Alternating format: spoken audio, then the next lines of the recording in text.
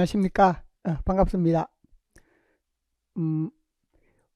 제가 교사 임용 시험을 강의하면서 3, 4월 과정은 고전 시가와 고전 소설 부분을 다루게 됩니다. 그리고 이어서 5월, 6월에는 현대시, 현대소설 등을 다루게 됩니다. 우리 강의에서 잠깐 먼저 소개를 하면, 제가 1, 2월에 다룬 것이 문학 내용학이라고 해서 1, 2월의 문학 내용학은 고전시가, 고전산문, 현대시, 현대소설의 기본이 되는 강의입니다. 예를 들어서 우리가 해학과 풍자가 있다라고 할 때, 해학과 풍자는 고전시가에서도 사설시조라든지 이런 부분에 많이 나오고, 또 고전소설에서는 판소리계 소설이라든지 이런 부분에 많이 나옵니다. 또 현대시의 경우에도 풍자로 이루어지거나 해학으로 이루어진 그런 작품들이 많습니다. 또 현대소설 마찬가지입니다. 그런데 여러분이 잘 생각을 해보면, 해학과 풍자 용어를 말은 많이 하고 있지만, 해학이 무엇이냐, 풍자가 무엇이냐, 그 두 가지가 어떤 차이가 있고 어떻게 구분하느냐, 이렇게 물었을 때 그것까지를 잘 아는 경우는 드뭅니다. 또 마찬가지인데, 우리가 비유와 상징, 듣기는 많이 듣고 현대시를 공부하면 그런 비유와 상징에 대해서 우리가 다 아는 것 같습니다.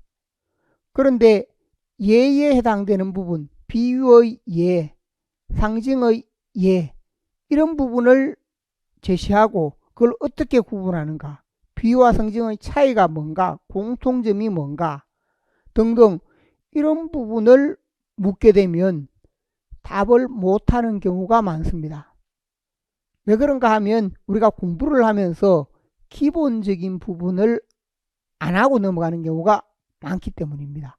그래서 여러분들이 제 강의를 들으면서 1, 2월에 했는 부분들, 거기에 보면 문학의 갈래라든지 아니면 문학과 언어의 관계라든지 또 문학의 형상화라든지 또 해학, 풍자 등등 1, 2월에 다루었던 문학 내용학의 경우에는 기본이 되는 부분이면서 가장 중요한 부분들입니다. 그렇기 때문에 여러분들이 고전시가, 고전산문, 현대시, 현대산문 다루기 전에 그 부분을 미리 학습을 하고 미리 공부를 하면 우리가 세부적인 갈래로 들어올 때 많은 도움이 된다라는 것을 말씀을 드립니다. 그래서 1, 2월에 다룬 문학 내용학의 내용을 바탕으로 해서 이게 이어지는 것은 이제 개별 작품, 우리 시험에서 보면 나타나는 것이, 보통 현재 우리 시험을 잘 알듯이 고전시가에서 8점, 고전산문에서 8점, 현대시에서 8점, 현대소설에서 8점, 이렇게 해서 각 4가지 분야로 8점씩 이렇게 배정이 되어 있습니다. 그래서 과거에는 이것이 출제하는 분에 따라서 현대 쪽이 좀 강조가 되었는데, 최근에 3년간은 모두 8점씩 균형 있게 제시가 되었습니다. 이전에는 현대 부분이 조금 많이 제시가 되어서 우리가 32점이다 라고 하면 현대가 18에서 20점, 고전이 12에서 14점 이렇게 제시되는 경우가 있었습니다. 그런데 최근 3년 정도에서는 그렇게 제시되지 않고 8점씩 균형 있게 제시가 되었다. 그래서 우리가 문학에서 보면 공부를 하면서 영역별로는 고전시가 8점, 고전산문 8점, 현대시 8점, 현대소설 8점 이렇게 균형 있게 제시가 되고 있으니까 4가지 영역을 다 함께 잘 다루어야 한다 하는 점을 생각을 하시기 바랍니다. 그 다음에 또 고전시가, 고전산문, 현대시, 현대소설을 다룰 때 앞서도 말씀드렸듯이 기본적인 부분, 1, 2월에 있었던 그 기본적인 내용이 잘 이루어져야 답을 쓸 때 우리 문제에서 답을 쓰는 게 뭐냐 하면 서답형입니다. 서답형이라고 해서 기입형으로 간단하게 답을 쓰는 경우도 있지만 서술형이 있습니다. 그 서술형의 답은 현재 여러분이 일반적으로 보고 있는 뭐 해법 참고서라든지 문학 참고서가 있죠. 작품 수는 많고 다양하고 좋은데 거기에 제시된 내용만으로는 부족하다는 겁니다. 그래서 여러분이 미리 처음 공부를 할 때 기본에 해당되는 것을 좀 튼튼하게 하면서 그렇게 이제 고전시가, 고전산문, 현대시, 현대소설 이렇게 뻗어가야 여러분들이 답을 쓸 때도 좀 더 서술형의 풍부한 답을 쓸 수 있습니다. 그러니까 해법 참고서라든지 아니면 고등학생들이 보는 그런 부분으로 하다 보면 우리가 그 내용 자체가 빈약하고 답을 쓸 때도 거기에서 보면 부족한 부분들이 많습니다.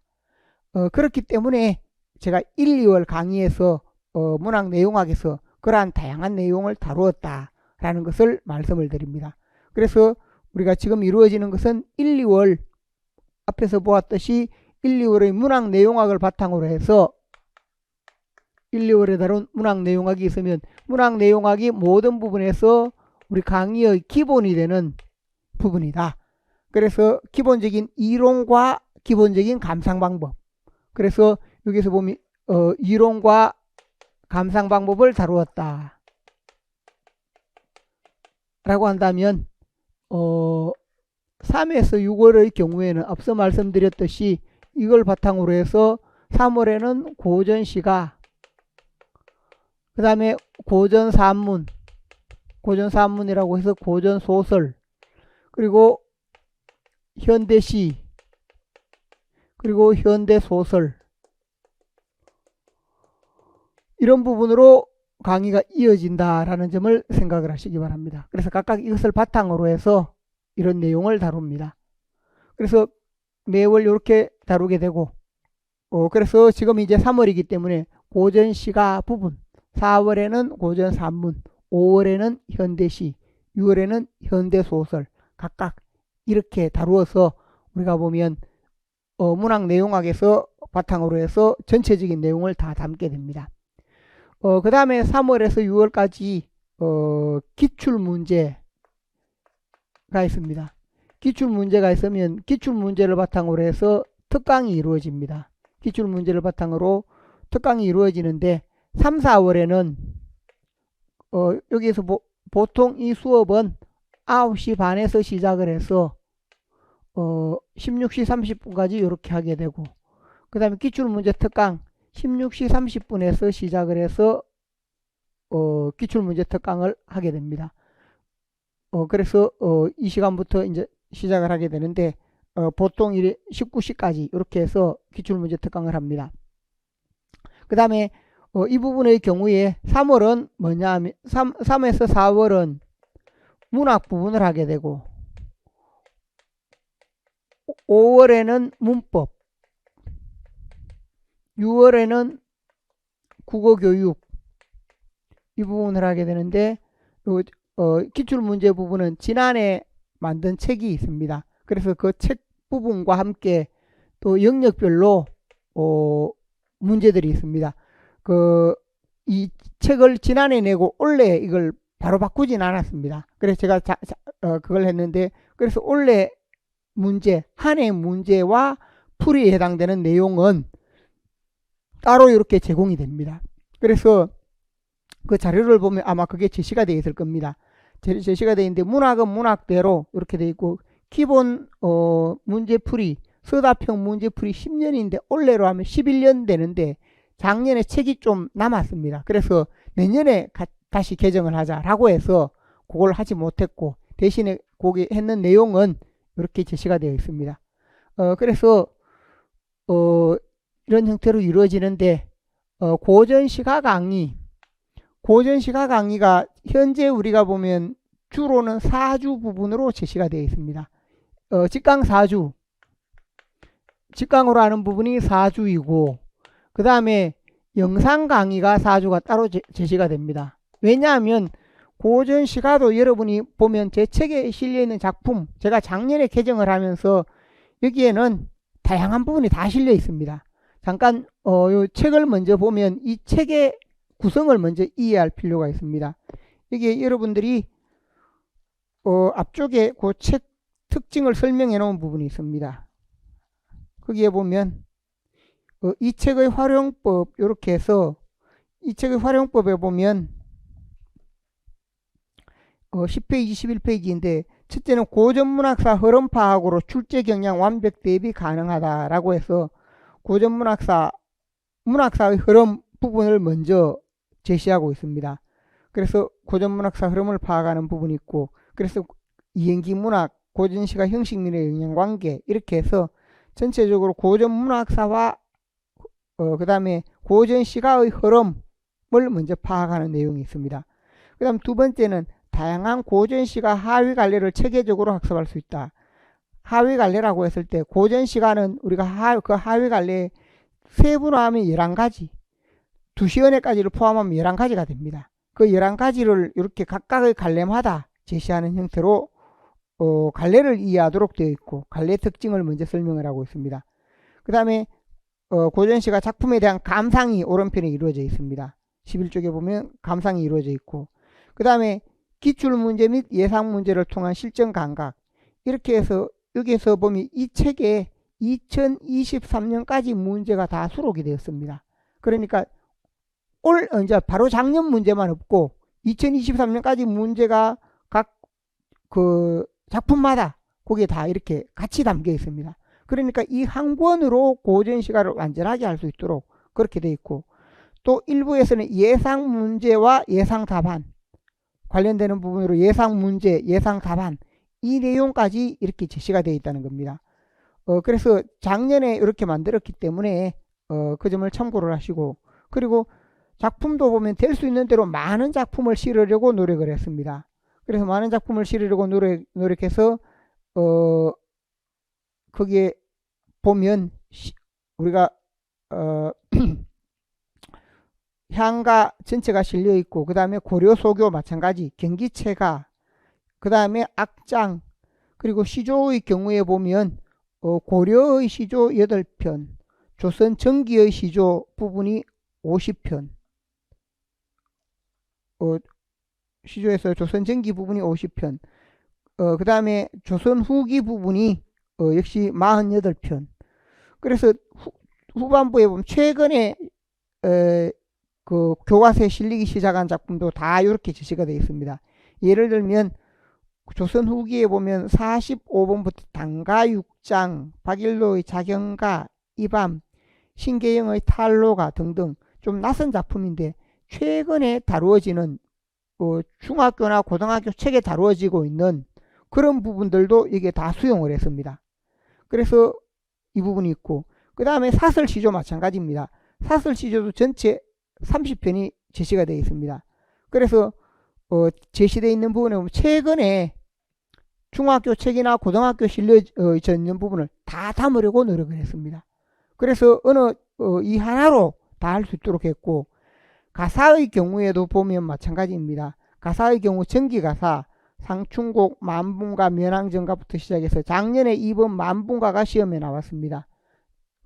그렇게 제시가 되었고, 아래 보면 그 뒷부분에 다양한 내용이 제시가 되어 있습니다. 그래서 여기에 보면 선상탄부터 시작해서 많은 작품들이 제시가 되어 있습니다. 그래서 가사의 경우에도 전기가사 8편에 후기가사 28편 이렇게 해서 제시가 되어 있고, 그 외에 민요, 두시연회, 한시도 34편까지 전체가 이렇게 제시가 되어 있습니다. 그래서 물론 이 부분이 있어도 이것으로 전체가 완전하다라고 할 수는 없는데, 문학사적으로 중요하거나 의미가 있는 작품, 그 다음에 우리가 최근에 보면 EBS에서 다루어지거나 아니면 중요시되는 작품, 그런 작품을 총망라해서 이 부분을 만들었습니다.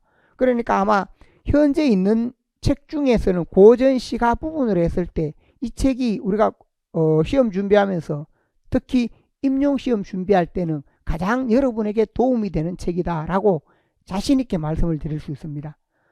그래서 그 점을 생각을 하시면 좋겠고, 이 책에 보면 작품이 많습니다. 많다 보니까 제가 거기에 강의 부분에 보면 고전시가 강의 진행 참고 부분이 있죠. 원래 강의하는 부분은 고전시가 형식의 흐름에서 시작해서 고대가요, 향가, 고려소교, 소학부, 김기체가 악장 이런 갈래 부분이 중심이 되고, 시조의 경우 일반 이론적인 부분이나 일부 중요 작품, 그 다음 가사의 경우에 작년에 좀 다루지 않았던 그런 작품 등이 중심이 됩니다. 작년 강의가 이 책을 처음 만들고 작년 강의에서 뭘 했는가 하면, 작년 강의에 다른 갈래보다 시조와 가사를 중심으로 다루었습니다. 그래서 실제 우리가 시조 가사가 시험에서 중요합니다.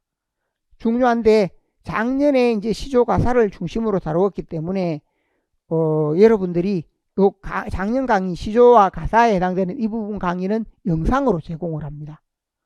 왜 이렇게 하느냐 하면, 이렇게 하지 않으면 전체를 다 다룰 수가 없습니다. 그러니까 수박 그달기로 중요 작품만 하고 넘어가면, 중요 작품이 나오면 다행인데 중요 작품이 나오지 않으면 우리가 다루지 않은 작품들은 시험을 볼 때 너무 억울하게 됩니다. 그렇기 때문에 제가 하면서 번갈아 가면서 이렇게 진행을 하고 있습니다. 원래는 뭐냐 하면, 앞서 말씀드렸듯이 원래 직강 부분에서는 다른 갈래들 중심으로 해서 다루고, 또 작년에는 시조 가사를 중심으로 다루고, 이렇게 해서 전체가 완전해지도록 그렇게 강의 계획이 세워져 있습니다. 그래서 제가 이걸 하면서 가장 염려가 되는 게 분량이 많습니다. 분량이 많다 보니까 여러분이 한편으로 보면 이 강의를 하면서 이게 양이 많아서 부담스러운데, 그래도 우리가 고전시가 부분을 완전하게 또 명확하게 이렇게 전체를 잘 학습하기 위해서는 이렇게 하는 게 가장 도움이 된다 라고 할 수 있습니다. 그래서 여기에 영상 강의 4주, 시조 가사, 작년에 이 책을 이제 새롭게 개정을 하면서 시조 가사가 많이 보완이 되어서 시조 작품, 가사 작품 전반을 다 이렇게 망라해서 설명을 했습니다. 그렇기 때문에 이걸 반드시 여러분이 이것도 들어야 됩니다. 그래서 제가 이 부분이 여러분 들어야 하는 부분 전제하에서 그 다음에 뭐냐, 다른 갈래들을 중심으로 강의를 진행한다는 겁니다. 그래서 이렇게 해야 우리가 강의하는 부분에 좀 안전해진다. 그래서 실제 4주이지만 8주가 되고, 또 올해 이제 이 다른 갈래들을 했기 때문에 내년에는 또 뭘 하느냐 하면 시조 가사로 이렇게 번갈아 가면서 할 수밖에 없습니다. 전체 8주는 되어야 이 책에 있는 내용을 웬만큼 소화를 해서 다 다룰 수 있습니다. 그래서 강의가 그렇게 진행이 되고 있으니까 물론 저도 어떻게 보면 더 편하게 하려면 어떻게 하면 되느냐 하면 향가라든지 고려소교라든지 고대가요라든지 일부 작품만 다루고, 또 시조나 가사도 일부 작품만 다루고, 그렇게 해도 됩니다. 그렇게 해도 되는데, 그렇게 하는 것보다는 그래도 뭐냐면 이렇게 해서 좀 완전하게 해주는 게, 여러분들이 어떤 작품이 시험에 나올지 모릅니다. 어떤 작품이 나올지 모르기 때문에 최근에 보면 작품에서 보면 좀 덜 중요한 작품이나 이런 부분들도 나오게 되고, 그렇기 때문에 우리가 전체를 한번 책에 있는 내용을 전체를 다 학습을 함으로써 우리가 좀 더 튼실한 실력을 갖고 능력을 갖고 그렇게 고전시가 시험에 대응하는 게 가장 바람직하다라고 생각을 합니다. 그런 점을 생각을 하시고, 고전 산문도 마찬가지입니다. 고전 산문의 경우에도 역시 8주 강의로 원리는 똑같습니다. 현대시, 현대소설 마찬가지입니다. 그래서 여러분이 우리가 고전 산문의 경우, 고전 시가의 경우 강의가 다 이렇게 진행이 되기 때문에, 제가 이제 작년에 할 때도 수강을 했던 분들이 이렇게 해주니까 더 좋다라고 하더라고요.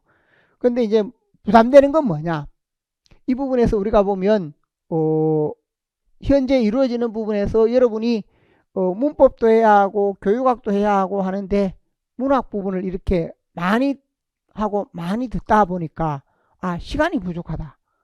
또 들을 시간이 없다. 이런 부분이 가장 문제가 되는 것 같습니다. 그런데 그래서 제가 그 작년에 선택을 하라라고 했더니 그래도 이렇게 하는 게 좋겠다라고 하더라고요. 그래서 현재 이제 강의가 이렇게 이루어지고 있으니까 그 점을 참고를 하시면 좋겠습니다. 그래서 이 부분의 경우에 다른 부분 지금 이제 그 고전시가 고전 산문 3, 4월 이렇게 시간을 좀 많이 드리겠습니다. 시간을 많이 드리고 작년 강의 열어놓을 테니까 작년 강의를 틈틈이 들으면서 그렇게 해서 이 책을 보고 완전하게 할 수 있도록 그렇게 진행이 된다 하는 점을 참고하시기 바랍니다. 그렇게 해도 되겠습니까?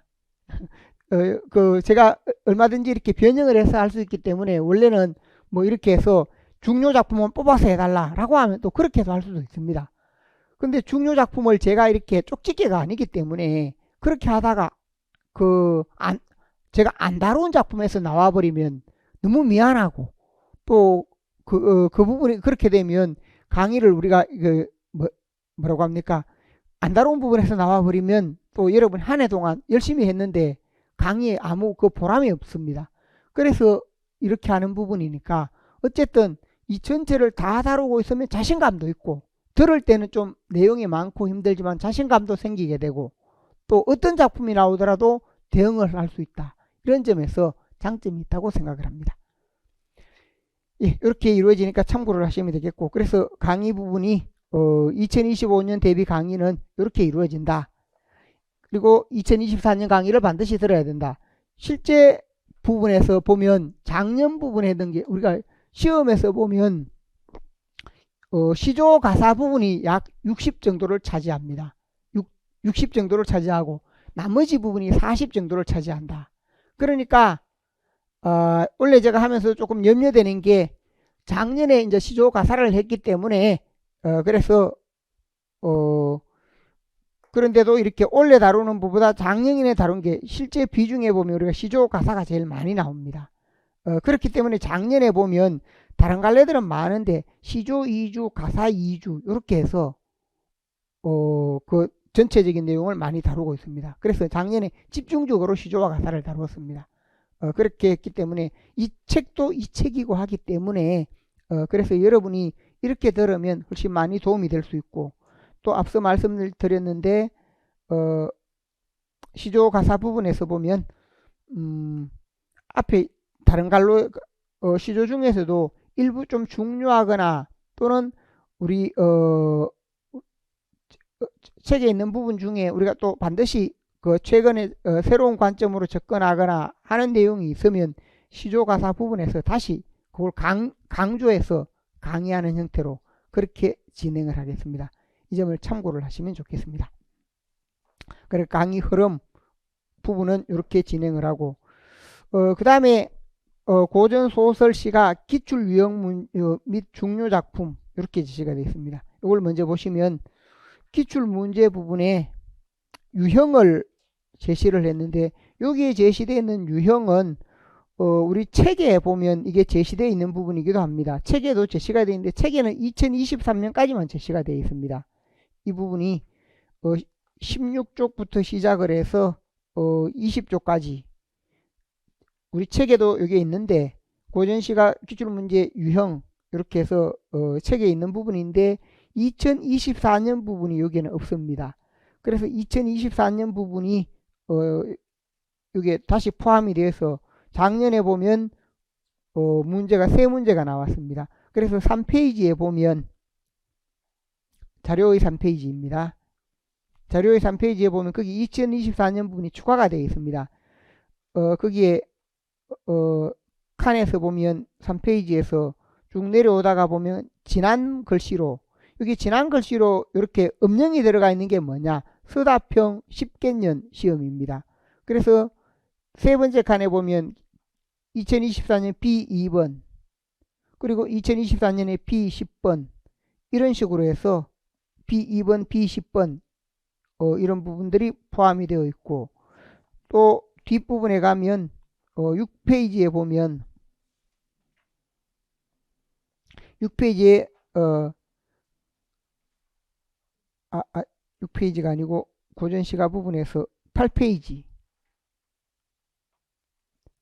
8페이지에 보면 거기에 역시 마찬가지로 시적 화자와 관련되는 부분, 시상의 전개와 관련되는 부분 이렇게 해서 맨 아래 두 칸에 보면 2024년 P20번, 2024년 A4번 이렇게 해서 제시가 되어 있습니다. 그러니까 이런 부분들이 2024년 것이 여기에 반영이 되어서 때로는 한 문제가 두 가지 성격을 지닐 때는 두 가지 성격이 함께 포함이 되어 있다라고 생각을 하시면 되겠습니다. 그래서 여기에 제시되어 있는 내용은 앞서도 말씀드렸는데 이 부분 내용은 나중에 우리가 기출문제 부분을 다룰 때도 여기 기출문제 부분을 다룰 때도 이런 부분을 참고를 해서 기출문제 부분을 다루게 됩니다. 그래서 여기 있는 부분이 문제 유형으로 보면 어떤 유형이다, 기출문제에서 어떤 유형이다 라고 할 때 그 유형을 제시를 해 놓은 것으로 그렇게 보시면 되겠습니다. 그 다음에 11쪽에 보면 앞에서 이제 고전시가 고전산문 부분에서 그 유형을 제시했고 11쪽에 있는 부분은 고전산문, 고전소설이 먼저 제시가 되어 있습니다. 2024년에 어떤 문제가 2024년까지 지금까지 어떤 작품이 나왔다라는 것을 다 이렇게 제시를 해놨습니다. 그래서 그 부분은 소설 부분이고 그 다음에 고전산문 부분이 있고 시에 보면 16쪽부터는 고전시가 부분입니다. 작년에 2024년에 보면 향가 천수대비가 그 다음에 남흥침의 한식 고송이라는 부분과 김천택의 시조 노기상제 역상에서 넓고 이 부분 그 다음에 조유의 만분가 김춘택의 별삼이인곡 이렇게 해서 앞에서 보면 천수대비가 향가에서 한 문제가 나왔고 그 다음 고송이라고 해서 한시 부분과 김천택의 시조 부분에서 나왔고 그 다음에 조위의 만분가와 김춘택의 별삼이인곡 이 부분은 우리가 가사 중에서 유배가사에 해당되는 부분입니다. 유배가사 이렇게 해서 제시되었다 하는 점. 그 다음에 2023년 2022년 해서 여기에 제시된 것은 매년 어떤 문제들이 출제가 되었다라는 것을 드러내고 있습니다. 이것을 참고로 이렇게 보시면 되겠습니다.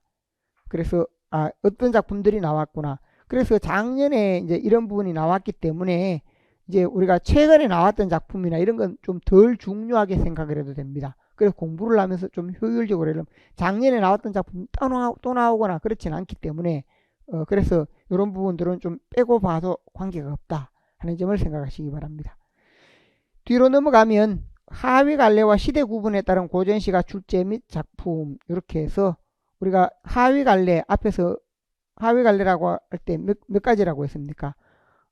고대가요, 향가, 고려소고요, 경기체가, 시조, 가사, 잡가, 한시, 민요, 두시, 언해 이렇게 해서 전체 우리가 하위 갈래 민요까지 포함하면 11가지가 되는데 그 하위 갈래 부분을 이렇게 해서 하위 갈래와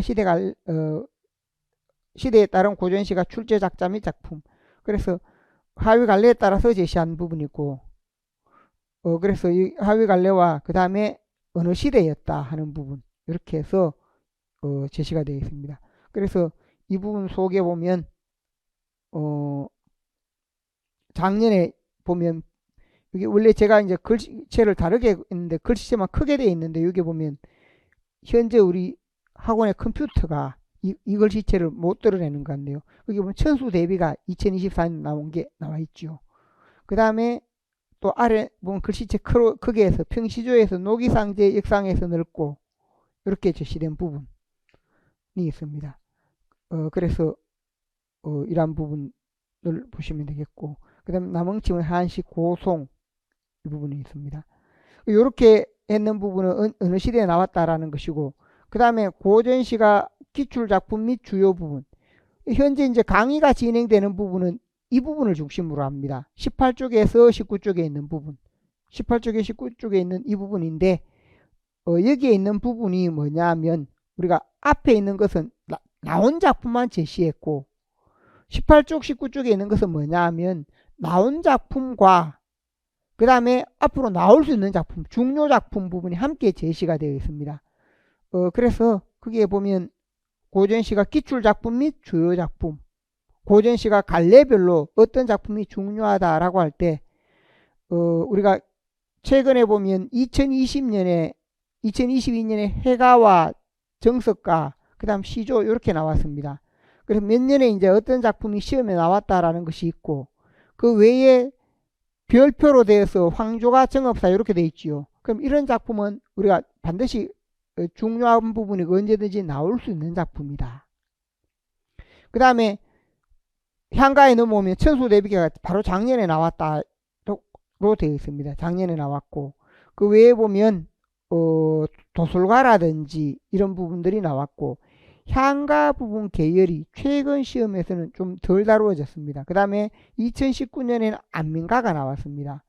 안민가가 2019년에 나왔고 그 다음에 도술가가 2018년에 나왔고 그래서 이제 천수대비가가 원래 나왔기 때문에 그 외의 부분으로 향가 부분에서 보면 제망매가, 창기파랑가, 처용가와 고려처용가, 모죽질환가, 해성가 이런 부분들을 또 우리가 반드시 학습을 해야 할 그런 부분이다 라고 생각하시면 되겠고 그 다음 고려 부분에서 보면 고려의 경우 서경별곡이 2019년에 나왔다든지 이렇게 나온 연도가 있고 정석가와 해가시조, 정석가가 2022년에 나왔습니다.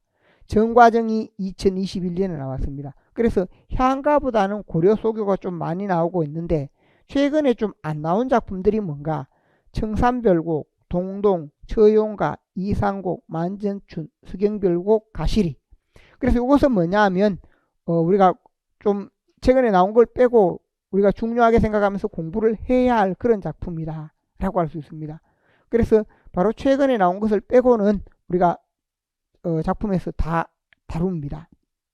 그 다음에 경기체가의 경우 또 소학부의 경우 경기체가의 경우 이렇게 세부 내용을 담게 되고 그 다음에 시조 부분에서 보면 전기시조 또 전기가사 또 후기시조 후기가사 이렇게 해서 후기시조와 후기가사 이렇게 제시가 되어 있는데 시조가사 부분이 지금까지 보면 시험이 많이 나왔습니다. 그 부분이 있고 그 외에 보면 우리가 잡가가 나온다든지 또는 민요가 나온다든지 그 다음에 한시 일부 한시가 나온다든지 이런 식으로 해서 우리가 그 시조가사 외에도 여기 보면 중요한 작품 알아야 할 부분 등이 여기에 제시가 되어 있습니다. 그래서 강의 자체는 우리가 18, 19쪽에 있는 내용, 18, 19쪽에 있는 내용을 다시 정리하면 뭐가 되는가 하면 우리가 오늘 자료 해줬는 이 부분과 같은 의미로 이렇게 흘러간다 라는 의미로 그렇게 이해하시면 되겠습니다. 그 다음에 뒤에 있는 부분은 20쪽, 21쪽에 있는 부분이 있습니다. 이것도 미리 말씀을 드리면 이건 나중에 시조 부분을 할 때 제시가 되어 있는데 시조의 경우에 작품을 연관지어서 파악하는 부분들이 많습니다. 작품을 연관지어서 파악한다.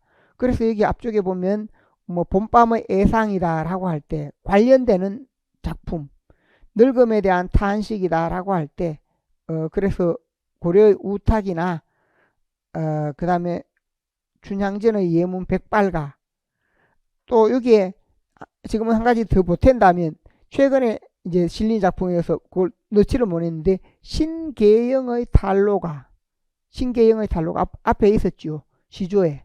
그러니까 그런 부분들은 또 묶어서 공통되는 내용은 공통되는 부분으로 묶어서 이렇게 제시가 되어 있습니다. 그럼 여기서 보면 번호들이 있지요. 고려 1번 하면 이건 고려시대 시조 중에 1번이라는 겁니다.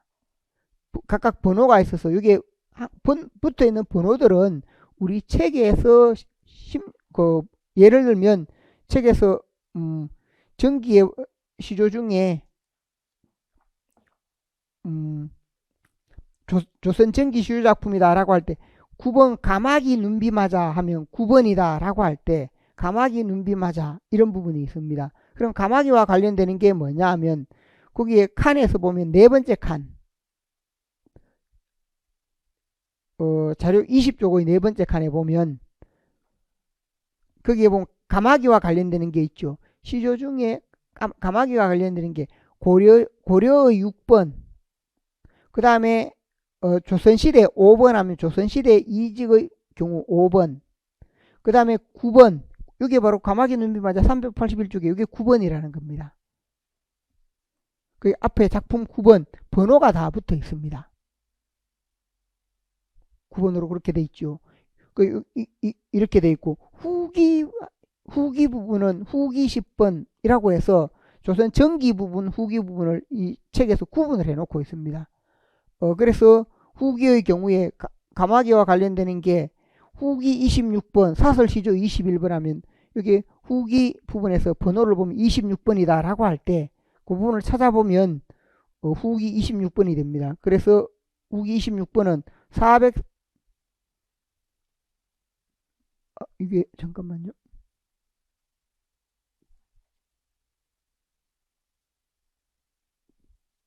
이게 26번이고 27번이네요. 오래 자른 다리 이렇게 해서 그 부분에 해당되는 부분으로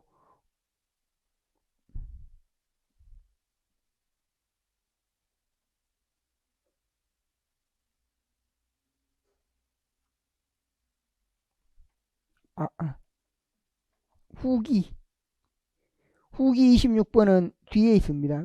리라서 까마귀를 미안합니다. 502쪽에 보면 앞에 부분은 전기였고 여기 리라서 까마귀를 하면 까마귀 부분이 바탕이 되어 있는 부분이 있습니다. 이렇게 후기 26번. 그 다음에 사설시조 부분에서 사설시조 21번 하면 사설시조 21번 뒤에서 사설시조 보면 556쪽에 있습니다. 556쪽에 이렇게 돼 있죠. 제가 이렇게 미리 말씀을 드리는 것은 뭐냐면 여러분이 제가 이 부분을 작년 강의하면서 서로 연관이 되는 부분끼리 다 묶어서 이렇게 설명을 하고 까마귀가 어떤 의미를 지닌다면 어떤 의미를 지니는 그 차이 부분을 다 이렇게 강의 속에서 지난해 다 다루었습니다. 그래서 여기에 있는 게 뭐냐 하면 우리가 텍스트 상호성의 관점에서 연관지어 파악할 수 있는 부분, 연관지어 파악할 수 있는 내용이 제시되었다.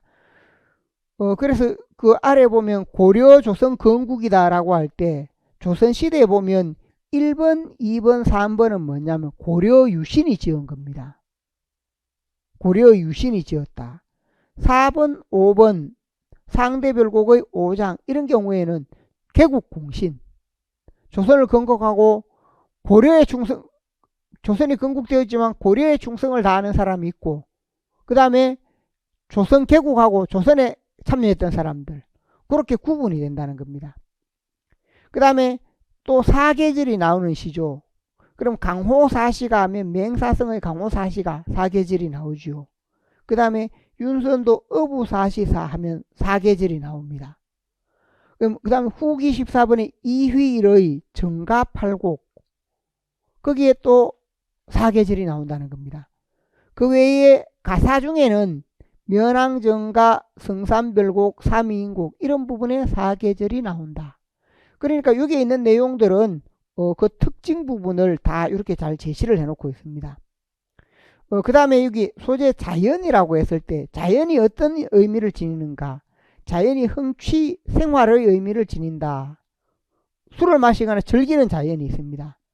또 자연에서 연정, 남녀 간의 사랑을 의미하는 것으로 무릉도원에 해당되는 것, 자연에서 학문에 해당되는 것, 또 자연에서 유배나 연gun과 관련되는 것, 그 다음 자연에서 농사나 생활과 관련되는 것 등등 이러한 부분들이 다 세부적으로 나누어져 있습니다. 그래서 어떤 작품이 어떤 의미를 지니고 있다.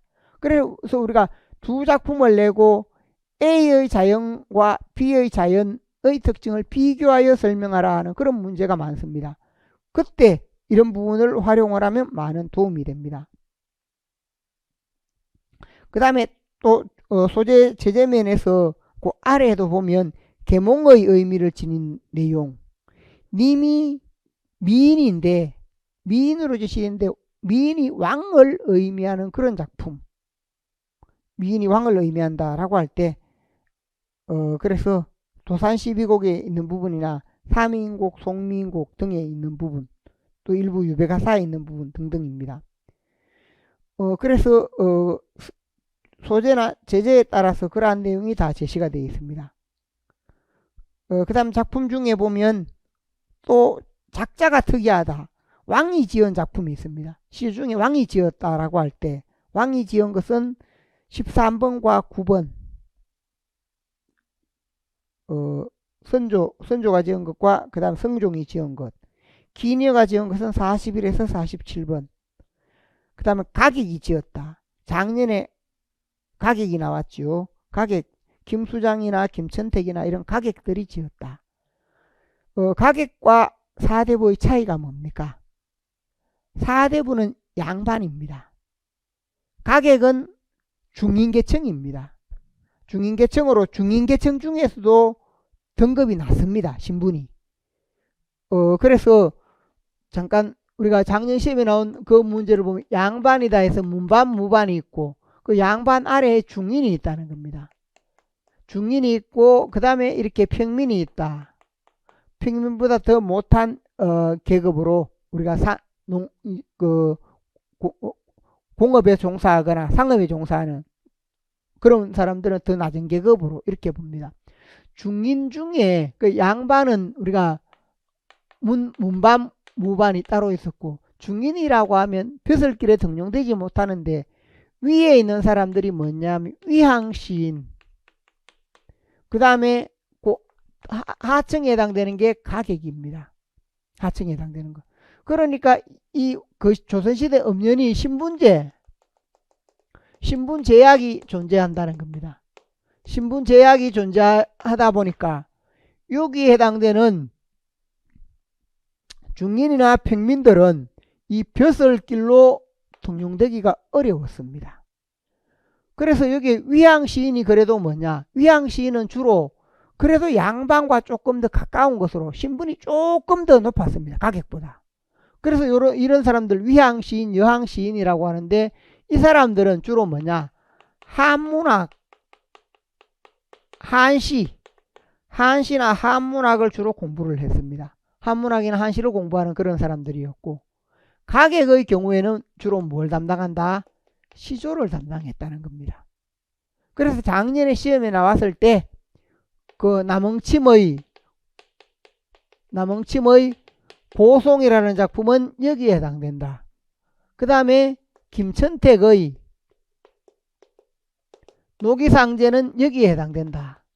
둘 다 뭐냐, 이 두 작품 주제면에서 공통되는 게 뭐가 되는가 하면 이 두 작품의 경우에 신분면에서 위항시인이거나 가객이거나 둘 다 아무리 큰 뜻을 지녀도 뭘 할 수 없습니까? 아무리 큰 뜻을 지녀도 벼슬을 할 수 없는 겁니다. 그래서 벼슬을 할 수 없는 상황에 나이가 들어가니까 그걸 슬퍼하거나 아니면 뜻을 지니고 있지만 벼슬을 할 수 없으니까 거기에 해당되는 신분적인 고뇌, 갈등 등을 담고 있는 부분으로 볼 수 있다는 겁니다. 그래서 이게 가객이다라고 할 때 가객은 일반 사대부와 다르다. 보통 우리가 사대부라고 하면 여기에 해당되는 사람인데 주로 이 사대부 중에 문인들을 우리가 사대부라고 하는 경우가 많습니다. 사와 대부 이렇게 해서, 그래서 이게 신분이 다르다. 그래서 여기서 양반들은 뭐냐, 이 사대부들은 강호한정하면서 자연 속에 상가롭게 살아가면서 뭐냐, 강호가 자연이고 자연 속에서 심신을 수양하고 자연 속에서 도를 닦는 겁니다. 유교적 도를 닦는다. 그래서 유교적 도를 닦을 수 있었는데 여기에 있는 사람들은 그런 세계에 이르지 못했다는 겁니다. 그래서 똑같이 자연을 드러내더라도 중인들, 가객들이 노래한 자연은 뭐냐, 흥취, 즐거움, 노래. 가객들은 주로 흥취나 즐거움 이런 부분이고, 사대부들은 강호한정한다라고 했을 때 사대부들은 자연 속에서 심신을 수양하고 자연을 배우고 그렇게 자연 속에서 무언가를 도를 닦고 배우려고 했던 그런 자세가 양반들이 지은 시조입니다. 그리고 양반들이 지은 시조에 보면 자연이 많죠. 자연이 많은 이유가 뭔가? 자연이 양반들에게는 배움의 대상이었습니다. 인간이 뭐냐? 자연 속에 있는 것을 보고 배우는 것. 그게 승리학입니다. 승리학이라고 할 때. 그래서 우리가 인간의 본성이 자연을 보고서 자연에 숨은 이치. 자연에 숨은 이치가 뭐냐면 그게 이라는 겁니다. 이가 있다. 이를 인간이 지니고 있는 인간의 본성, 인간이 자연을 보면서 이 자연을 이렇게 보게 됩니다. 보고 관찰하게 되고 이걸 통해 자연에 숨어있는 이치를 배우게 되는 것. 자연의 이치를 배우는 게 바로 뭔가? 그게 승리. 인간의 본성이 이를 공부하는 것. 그래서 그걸 유교에서 우리가 승리학이라고 하죠. 그래서 사대부들은 자연을 도의 대상으로 여겼는 겁니다. 단순히 자연을 노래하는 게 아니라 도의 대상으로 보고 자연 속에서 무언가 이치를 발견하려고 했다. 그래서 사대부들이 지은 시조에서 보면 산이나 강이나 아니면 이런 게 나오지요. 매낭국죽이나 이건 모두 가치를 지닌 겁니다. 산은 불변, 강도 불변한다. 바위도 마찬가지이고 그 속에 산이 불변하니까 불변의 가치를 배우는 겁니다. 우리가 오가라고 할 때 오가가 있죠. 수, 석, 송, 죽, 월. 그 부분도 모두 뭡니까? 자연의 이치를 배우는 겁니다. 5가지. 물에서는 물의 의미, 그 다음에 돌에서는 돌의 의미, 소나무에서는 소나무의 의미, 대나무에서는 대나무의 의미. 그걸 다 배우는 게 뭔가? 사대부들이 자연을 보고 배운다. 또 사대부들이 보면 벌이나 개미나 이런 걸 강조하죠. 벌, 개미 이건 뭐냐? 임금이 지배하는 충의 의미를 지니는 것. 가마귀는 뭘 강조합니까? 효를 강조한다.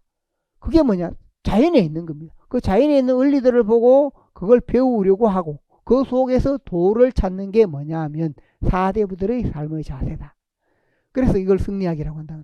이런 내용과 가객의 경우 앞서 이야기했죠. 가객은 거기에 이르지 못했다는 겁니다. 그래서 작년에 시험에 나왔던 부분들이 그 부분을 드러내는 것이고, 그래서 우리가 이것도 제가 첫 시간에 먼저 설명하는 것은 뭔가 그걸 잘 이해를 해야 됩니다. 내용은 비슷하고 자연이 나와 있는데 가객의 자연과 사대부의 자연이 왜 다르냐? 가객의 자연과 사대부의 자연이 왜 다르냐? 바로 이런 점이 있다는 겁니다. 그래서 앞에 이야기했듯이 위양시인이나 가객의 경우 사대부에 이르지 못했다. 그래서 작년에 나온 문제에 대해서 이런 부분을 냈는데 왜 이런 걸 냈는가? 이것과 다르기 때문입니다. 이런 신문과 달라서 그래서 벼슬을 할 수 없었다는 겁니다. 그래서 그 한을 담아낸 것이다. 그래서 이 작품을 이해할 때 이걸 이해를 못하면 우리가 왜 이런 문제를 냈을까라고 생각하게 됩니다. 그래서 제가 그 자료에 보면 설명을 해놨죠. 아마 미리 받은 분은 작년 시험 기출문제 부분이 있습니다. 거기에 보면 제가 거기에 먼저 위양시인과 가객 이걸 먼저 설명을 해놨습니다. 그 뒷부분에 설명 부분에 그런 부분으로 돼 있죠. 그러니까 여러분이 보더라도 어떤 문제를 설명할 때 이걸 먼저 설명을 하고 그 다음에 작품에 대해 설명을 하면 그분은 능력이 있고 잘 아는 사람입니다. 근데 이 부분에 해당되는 모르고 작품만 설명한다. 엉터리입니다. 그러니까 그런 부분들을 여러분도 보는 문제를 읽거나 보는 그런 시각을 가져야 된다는 겁니다. 그래서 왜 이런가 하는 것을 제가 이렇게 하는 것을 미리 설명한 제 강의를 작년에 들어보면 가객에 대해서 가객이 어떠하다라는 것을 다 이렇게 제가 미리 설명을 해놨습니다. 그리고 조위의 만분가라든지 이거 잘 들어보면 조위 만분가 다룰 때 만분가 반드시 나온다. 또 내가 아주 중요하다. 이게 반드시 나올 때가 됐다라고 이렇게 아주 강조를 했습니다.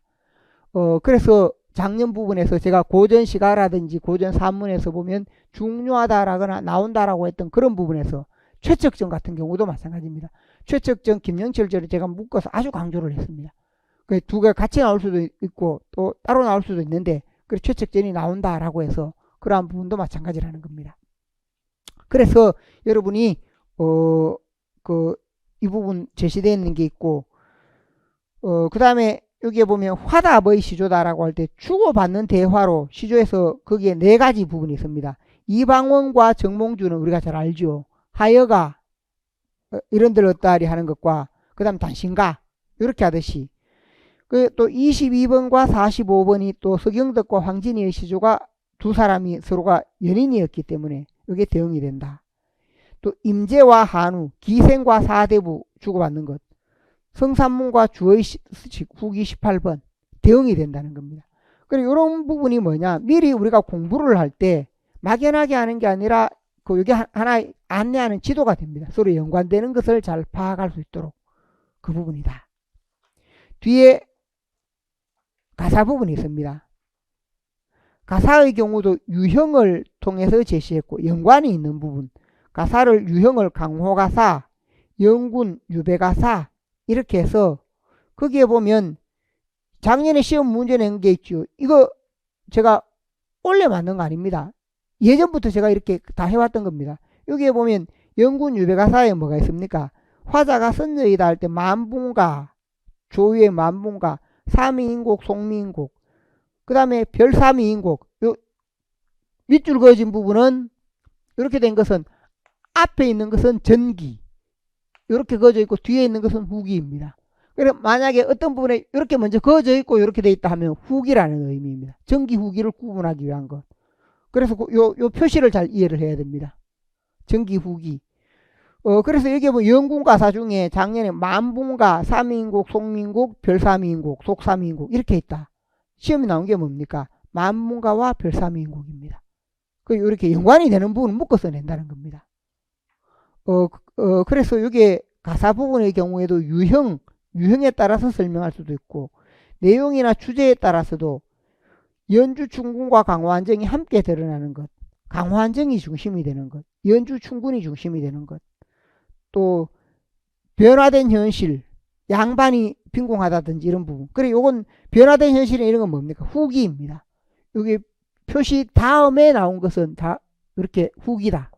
그러니까 우리가 가사의 내용도 핵심에 해당되는 부분에 서로 연관이 되는 것을 한눈에 파악할 수 있도록 이렇게 되어 있다는 겁니다. 그래서 내방가사라고 했을 때 그 주제, 세부 내용의 어떤 내용이다 하는 점. 그 다음에 또 우리가 꿈의 신선을 만나거나 님을 만나는 것, 그런 모티프가 됩니다. 변신과 관련되는 것, 만분가, 삼위인곡, 송미인곡 이런 작품에는 내가 무엇이 되어서 만나겠다, 무엇이 되어서 만난다 할 때 만분가 이게 먼저 나옵니다. 그리고 삼위인곡, 송미인곡이 이어집니다. 선어라고 할 때 신성과 관련된 말인데 신성과 관련되는 내용이 나오는 시조, 선녀와 관련되는 게 나오는 시조, 주로 선녀와 관련되는 게 나오는 시조는 뭐다? 유배시가. 거기에 보면 선녀가 천상에서 임금과 이별하고 나오는 그런 의미가 있다라고 생각을 하시기 바랍니다.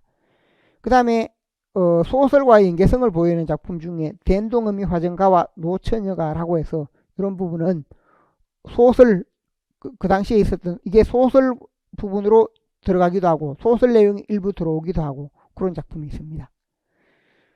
사계절에 해당되는 것, 또 전격가사, 변격가사에 전격가사, 전격, 변격은 뭘 말하죠?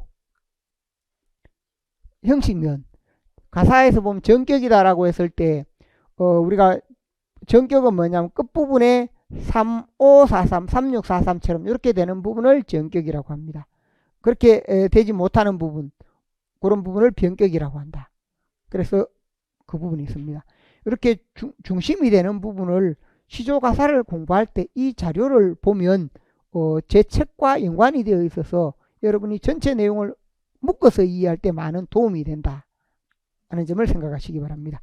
그래서 첫 시간에는 먼저 우리가 강의에 다루어지는 부분, 그 다음에 우리가 지난해 시험에 나왔던 부분 등등 이런 부분을 다루었고, 지난해 시험 부분은 또 기출문제 부분에서 제가 다시 세부적으로 다룹니다. 기출문제 오늘 특강 부분에서 다시 세부적으로 다루어서 그렇게 하기 때문에 여러분이 그 점을 참고를 하시면 되겠고, 잠시 쉬었다가 그 다음에는 뭐냐면 2025년 대비 중에 고전시가 형식의 흐름 이 부분부터 해서 세부 내용을 다루겠습니다. 여기까지 질문 있는 분? 질문 없습니까? 예, 잠시 쉬었다 합시다.